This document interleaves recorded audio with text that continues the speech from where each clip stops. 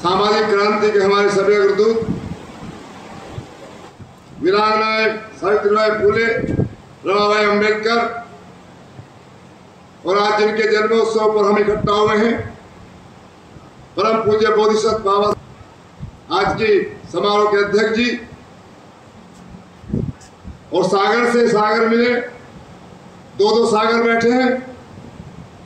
अभी रिश्तेदारों का जिक्र भी आया, राजश्री ने बोला है तो मंच ने कई रिश्तेदारों को मिला दिया है।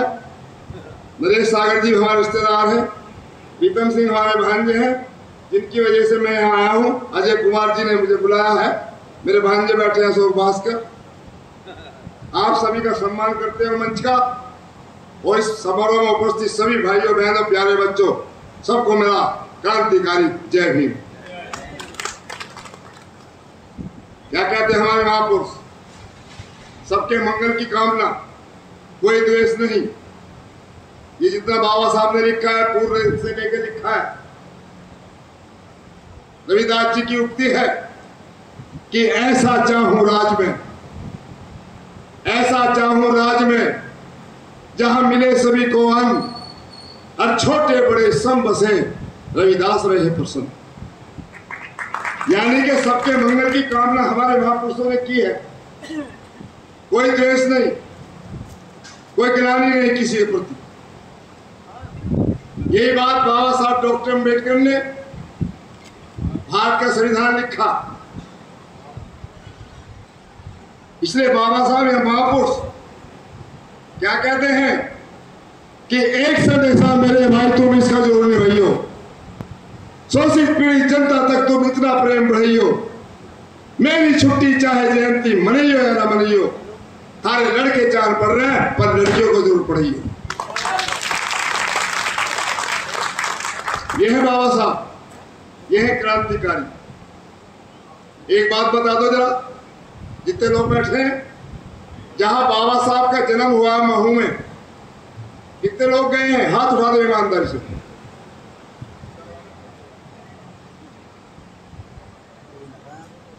अभी एक हाथ नहीं उठा कहीं से। इसलिए सबसे पहले मैं आपको महू छावनी लेके चलता हूं, यहीं से नतमस्तक कर लो, हाथ जोड़ लो, उसके दर्शन कर लो, ये चित्र के माध्यम से कर लो। चलने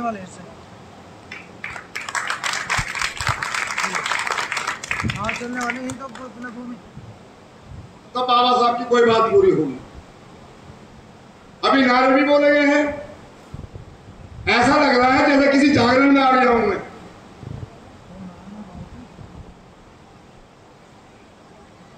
क्या बोल रहे थे आप लोग?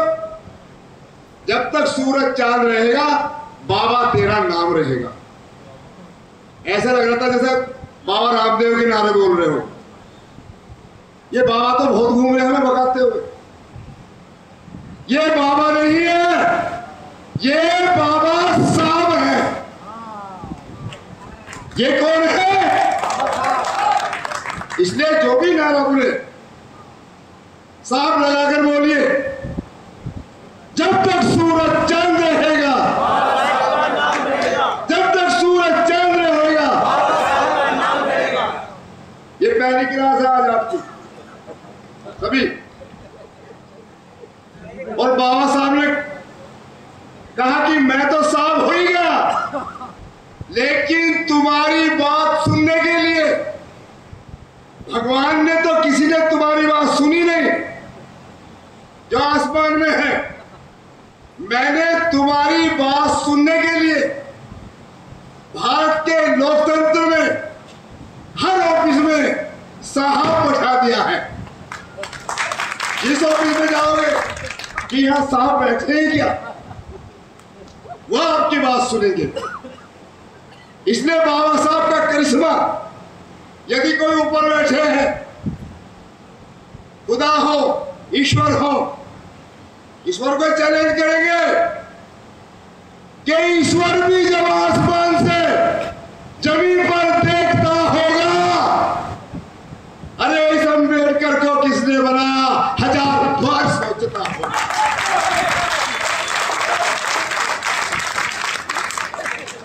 जो काम 33 करोड़ देव देवता नहीं कर पाए तुम्हारे लिए, वो काम बाबा साहब ने किया है। अच्छे हाथ पैर वालों को तो छोड़ दो, विकलांगों तक को भी नौकरी दी है बाबा साहब ने।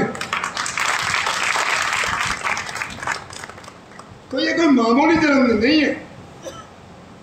आज भारत में नहीं, पूरी दुनिया में उनका जन्मदिन मनाया जा रहा है। और संयुक्त राज्य अमेरिका ने बाबा साहब के सम्मान करने के लिए आपने कोई मांग नहीं करी वहां पर। बाबा साहब ने विश्व शिक्षा दिवस के रूप में इसको मनाया है। कोलंबिया यूनिवर्सिटी पहले उनका सर्वोच्च सम्मान दे चुकी है उनकी योग्यता का। बड़े बड़े देवी देवता नतमस्तक होते हैं। अब चुनाव में भी कई राम आ गए उतर कर, वे भी बाबा साहब के गले में माला डाल के जब टिकट भरने जा रहे हैं।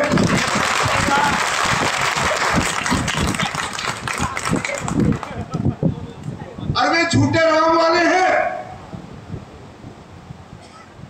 मैंने उनका कहा कि सारे राम तो मेरे यहां है।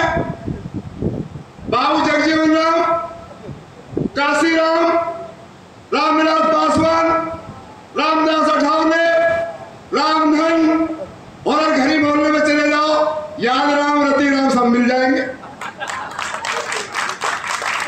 वे दो नाम लिए घूम रहे जय श्री राम। तो ये जन्मोत्सव मनाने का यही रहस्य है, यही है कि इसको विचारों के माध्यम से फैलाया जाए। और जब तक विचार नहीं, विचार पे ताला और गले में माला, तुम जैसे वहां कर रहे थे ऐसे यहां करने लगे। ये चीज छोड़ी तो यहां आ गए। बेईमानी कहां से शुरू हुई थी? बेईमानी धर्म ग्रंथों से शुरू हुई। कैसा धर्म ग्रंथ लिखे थे? अपने अपने फायदे की।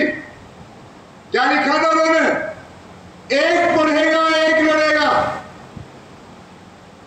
एक पढ़ेगा एक लड़ेगा, एक करेगा पार और तुम सबकी सेवा करोगे। ऐसा था उनके ग्रंथों में साफ। एक पढ़ेगा, ब्राह्मण पढ़ेगा, एक लड़ेगा, क्षत्रिय लड़ेगा, एक करेगा व्यापार, बनियाई व्यापार करेगा, और जितने भी गुलामी के काम है वो हमारा समाज करेगा। ये उनके धर्म ग्रंथों में था। बाबा साहब ने इसी नमज को पकड़ा कि ये देश के 33 करोड़ में 8.5 करोड़ लोग जो मेरे समाज के उस समय की जनसंख्या में, ये इनकी दुर्गति क्यों है? सबसे पहले उन्होंने संस्कृत भाषा को सीखा, क्योंकि ग्रंथ संस्कृत में लिखे हुए थे, आम आदमी की समझ में तो आ नहीं रही थी। और संस्कृत ध्यान थी बाबा साहब को, बीए फारसी से करना पड़ा था। बाबा साहब ने जर्मनी की बोन यूनिवर्सिटी में संस्कृत का अध्ययन करने के बाद सारे ग्रंथ, चारों वेद, 18 पुराण, सारी स्मृतियां पढ़ डाली। इतनी ब्राह्मणों ने भी नहीं पढ़ी। बाबा साहब ने दुनिया का कोई धर्म नहीं छोड़ा। उनके धर्म के लोगों ने अपने धर्म ग्रंथ नहीं पढ़े। बाबा साहब ने एक धर्म ग्रंथ पढ़ा और बाबा साहब ने नमज पकड़ ली। और जब संविधान लिखा तो क्या लिखा? इनको उल्टा करने के लिए सब पढ़ेंगे